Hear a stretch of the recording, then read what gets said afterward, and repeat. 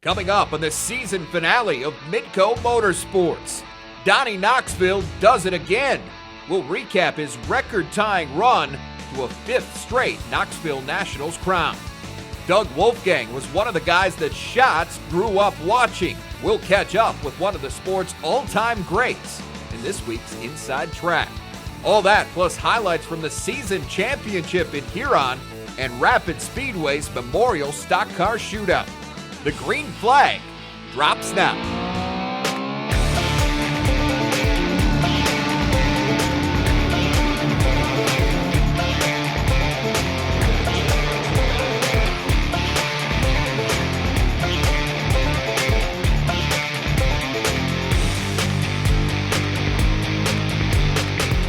And how is everybody doing? I'm Jay Elsen, and this is Midco Motorsports. With 8 championships to his credit, Donny Schatz had already secured a place among the greatest drivers ever to compete in sprint car racing's most historic event. In fact, the only guy he's chasing at this point is Steve Kinser, who's won it 12 times. Wednesday, Schatz had a chance to inch a little closer to the king as he began his bid for a 5th straight title on night 1 of the 55th FVP Knoxville Nationals. Schatz would start 8th for the night's 25-lap main event. The 16 of Shane Stewart had the pole, and he beats Darren Pittman at the drop of the green to take control. Meanwhile, Schatz works his way toward the front. Here he is moving past Pittman on his way to a second-place finish. But this night belonged to Stewart, trying to become the first driver to sweep the Capitani Classic and the Knoxville Nationals, and it gets off to a good start, leading all 25 laps for the win. Despite that, it was Schatz and not Stewart that sat atop the leaderboard as he picked up the most qualifying points on night 1. He did it by setting the quick time, then climbing 5 spots in his heat race and 6 in the feature. David Gravel and Paul McMahon completed the top 3. Thursday brought night 2 of qualifying, and it's 4-time Nationals champ Danny Lasowski jumping to the point from his pole starting spot. Terry McCarroll started 9th, but the 24 gets a good run on the bottom, picking off 3 cars on its way toward the front.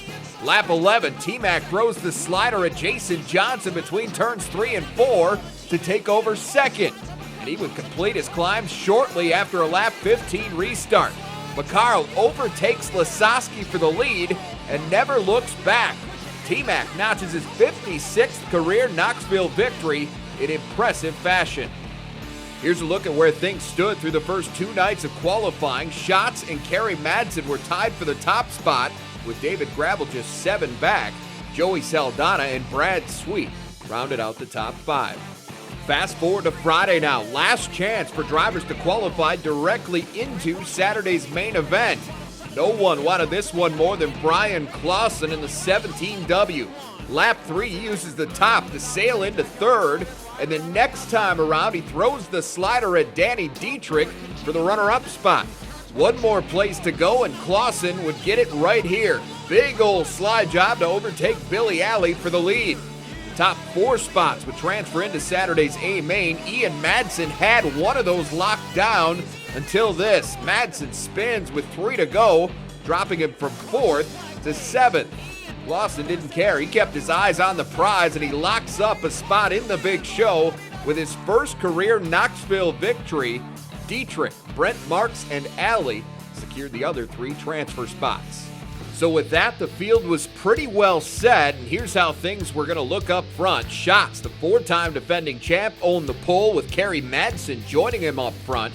It'd be Gravel and Saldana in row 2 with Sweet and Lasowski right behind them.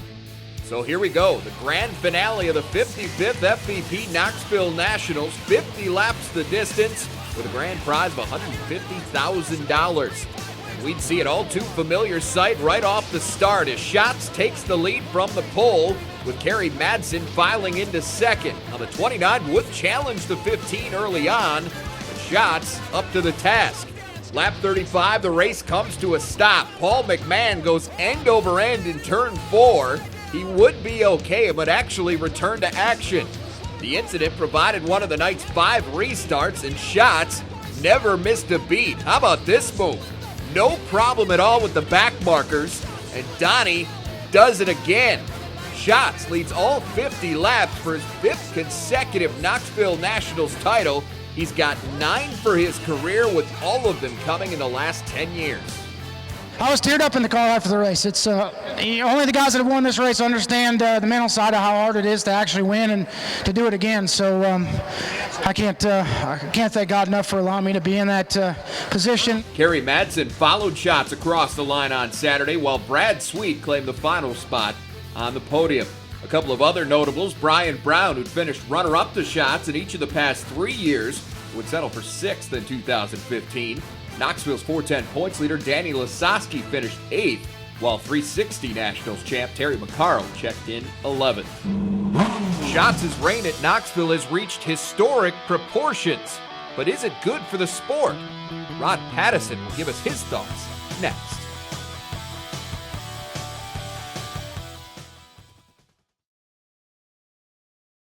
And welcome back to Midco Motorsports. As we just told you, Donny Schatz now coming off his 5th consecutive Knoxville Nationals title and his 9th in the last 10 years. And for more on that, we bring in our resident expert, Rod Pattison. And Rod, immediately the buzz started, as it so often does this day and age, on social media right after Donny won on Saturday night. And it was a lot of negative comments in a way.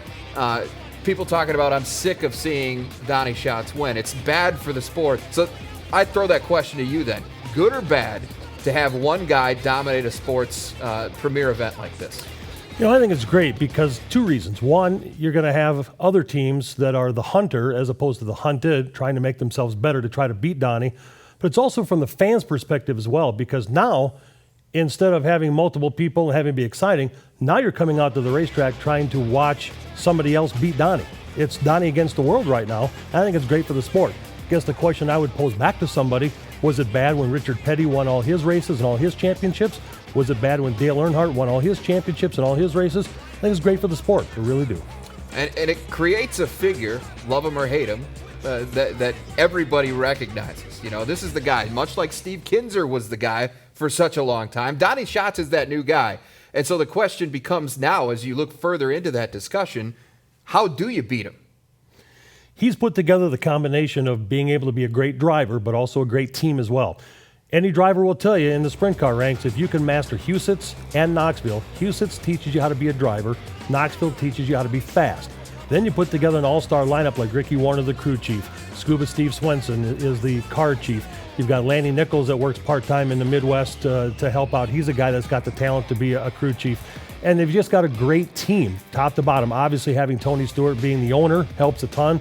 But you put together all this experience and all this talent together, there's no reason why he wins all the time. Well, and I think the other important piece of that is if you've got that kind of talent, you got to put it all together, and you got to make it work together, which clearly these guys have done, or you would not continue to sustain the kind of success that Donny has had. Final question for you concerning this then, Rod. Give me 1 or 2 guys that you think might be that guy that finally ends this run, maybe in 2016. I think one of the guys is probably Darren Pittman. Darren Pittman is a former World of Outlaws champion. He's a guy that has won multiple races multiple times. I think Paul McMahon and Joey Saldana, a couple other guys too. So there's some talent out there to do it, but again, everything has to fall just right. And for 9 of the last 10 years, they have for Donny Schatz. Keep one other thing in mind. The last 11 years, 9 wins, 2 of them out of those 11 years, runner-up finishes. And in the 50th, he led the thing on the lap 49 in a 50-lap race. A burned piston kept him from winning 10 in a row. That's complete dominance. That is complete dominance. All right, thanks, Rod, for stopping in to share your expertise on that. And outside of Schatz and Steve Kinzer, who we mentioned earlier, just 5 drivers own multiple Knoxville Nationals championships. One of them is this guy right here. We're going to catch up with the legendary Doug Wolfgang when Midco Motorsports rolls on.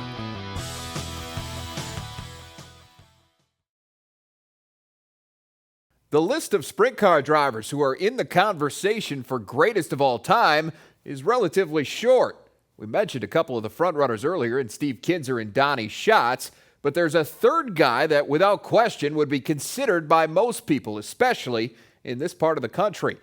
Doug Wolfgang logged more than 600 feature wins, including 107 with the World of Outlaws and 5 Knoxville Nationals championships before retiring in 1997.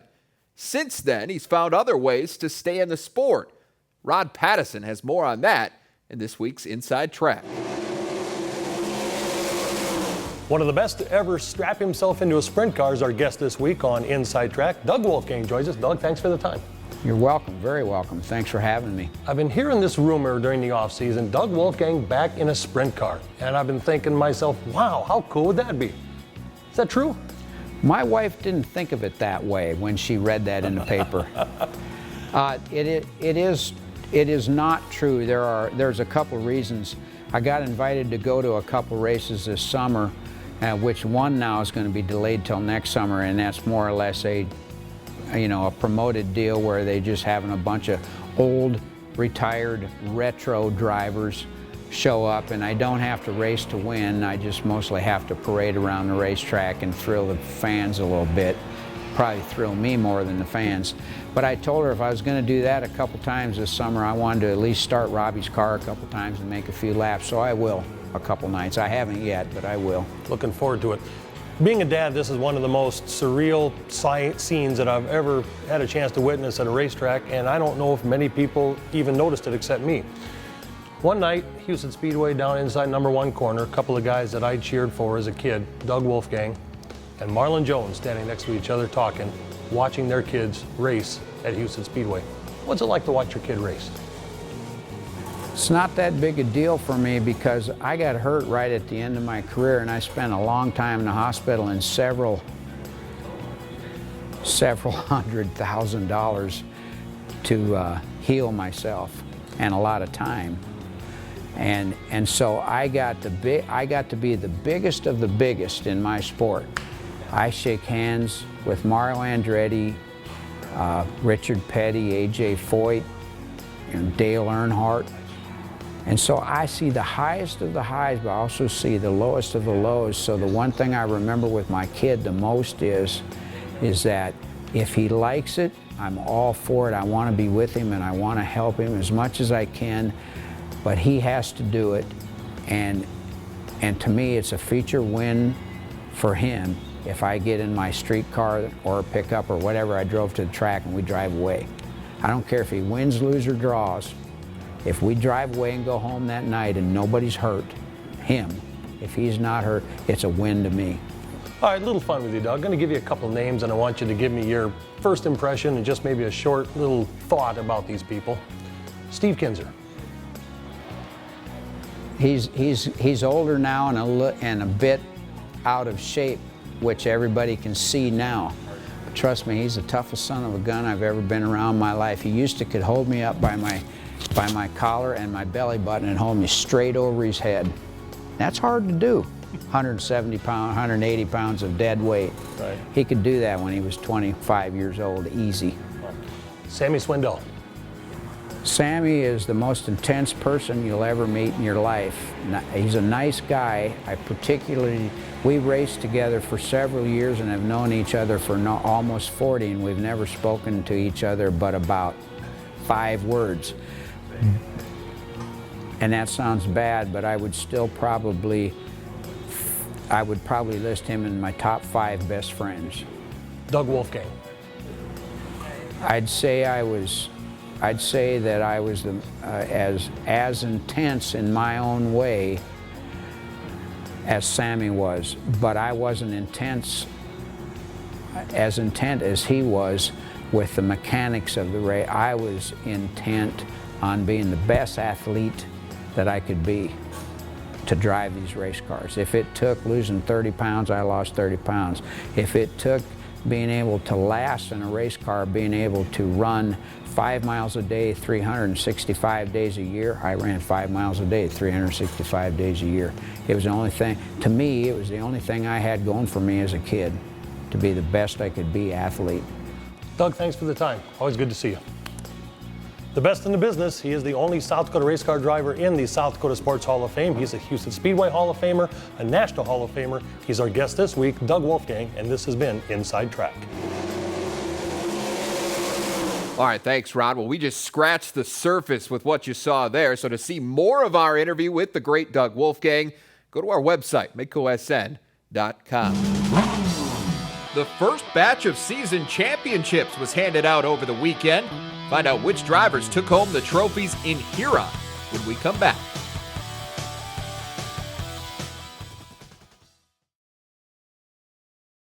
Well, it is hard to believe, but the time to hand out the hardware at racetracks across the region has arrived. That was the case Saturday in Huron as a total of 5 track champions were crowned during the season championship night at Dakota State Fair Speedway. Here's one of those trophies that was up for grabs. The first would go to the winner of the Street Stocks feature.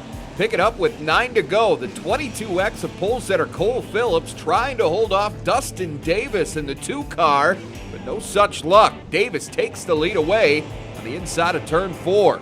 2 laps later, Davis runs into an equipment issue. A portion of his hood comes unlatched, and it would stay that way for the rest of the race. His vision, of course, limited, but that's okay when you're out front. Davis stays there for the final 6 laps, taking the win in just his second appearance at the track this season.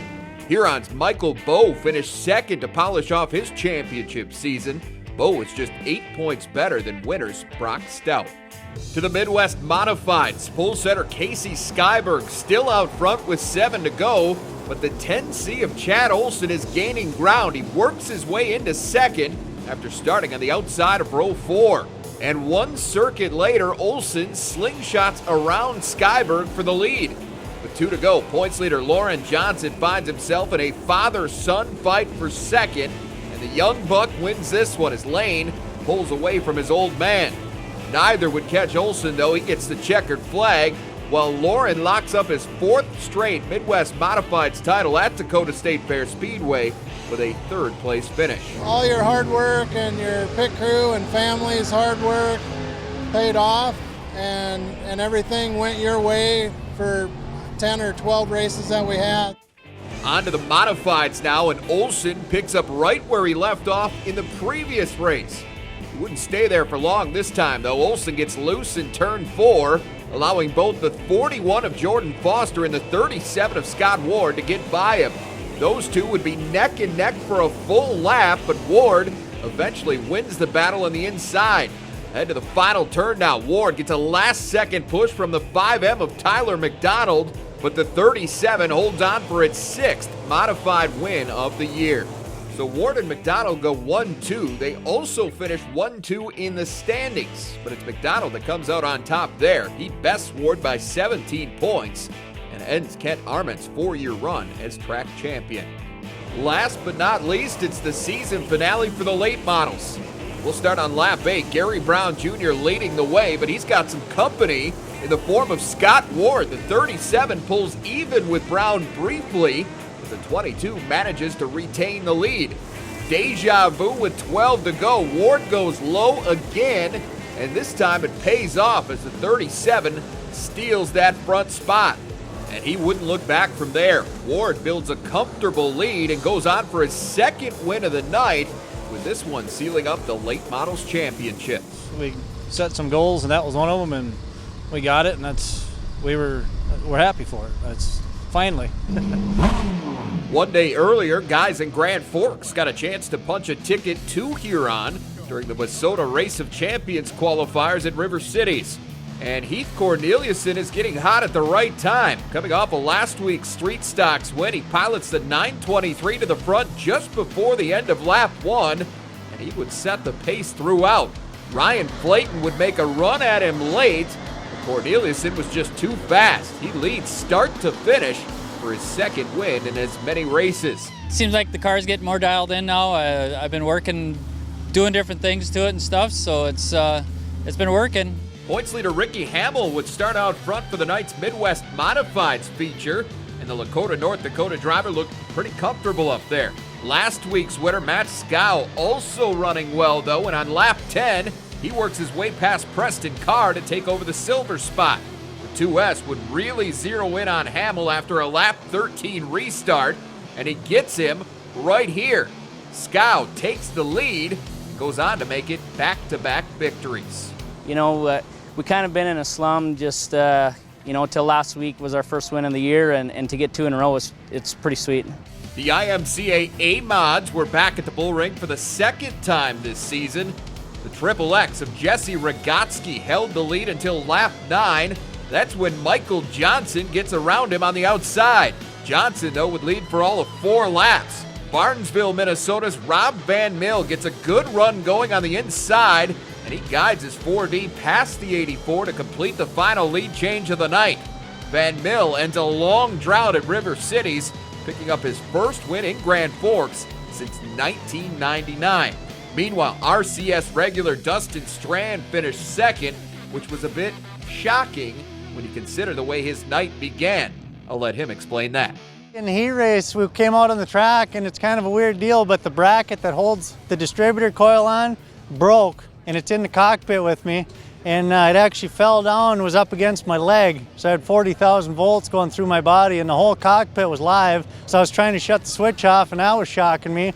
So I just had to wait for the car to quit moving. So that kind of hurt us. We had to start last in the feature, but it worked out all right. Part of a long night for Strand between battling electricity, heat, and fatigue as he jumps straight from his A-Mod into his late model, which would start third for the feature.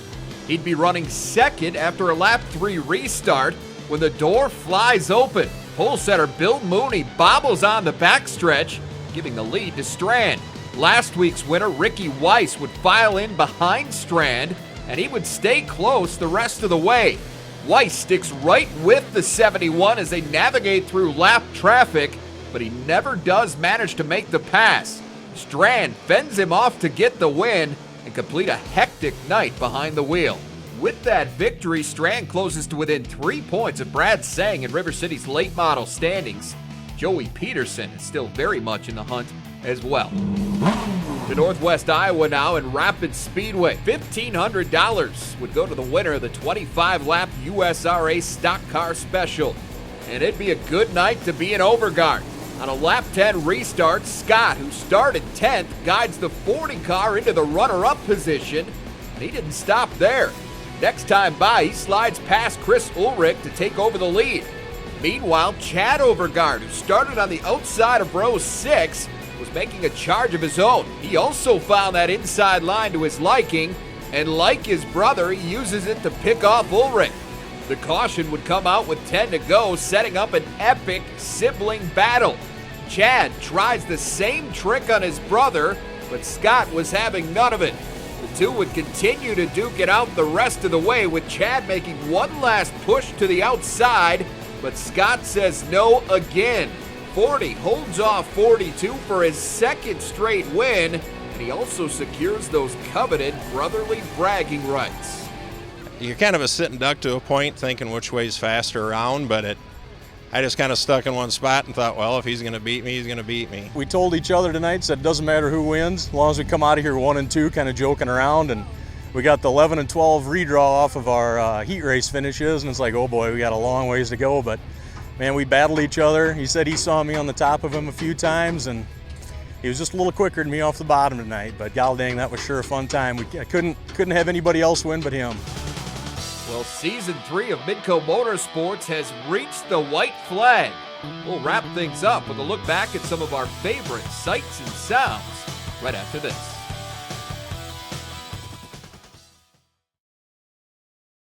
From big-time wrecks to last-lap passes and photo finishes, there has certainly been no shortage of heart-stopping action on the regional racing scene this summer. And thanks to our great staff, we were able to catch more of it than ever before. Midco SM producer Chad Hunt sends us off with a look back at the best of the best from Season 3 of Midco Motorsports.